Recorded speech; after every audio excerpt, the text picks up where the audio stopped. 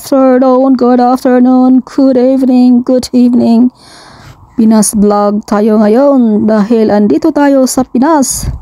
Ayun na nga, may buong manok ako dito at hiwa-hiwain ko siya dahil magluluto ako ng chicken apretada or chicken caldereta. Ewan ko na lang kung nang itawag ko nito, basta yan ang aking mga ingredients. Kayo na lang ang maggay ng pangalan dahil hindi ko talaga alam ang itawag ko dito.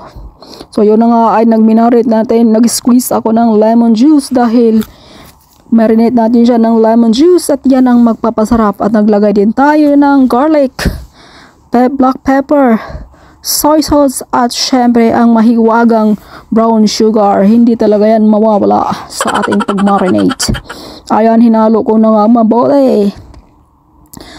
Haluin mo ng mabuti para talaga tagos sa lasa. At yan, naghiwa-hiwa din tayo ng potato dahil dumating yung aking kapatid.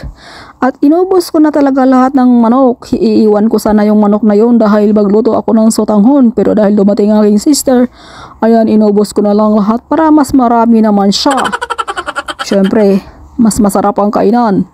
So yun na nga, meron na tayong mga ingredients dito na ang tawag bell pepper, garlic at saka yung kamatis para sa ating paggisa. At ayun nga, i-prepare na natin yung ating kawali. So dahil na-prepare na natin yung ating kawali, maglagay tayo ng mantika. Syempre hindi mawawala ang garlic sa paggisa bago ang lahat. At syempre isunod na natin yung ating bell pepper dahil wala naman akong ibang bell pepper, kaunti lang, so yan lang muna. At isunod na natin yung ating kamatis.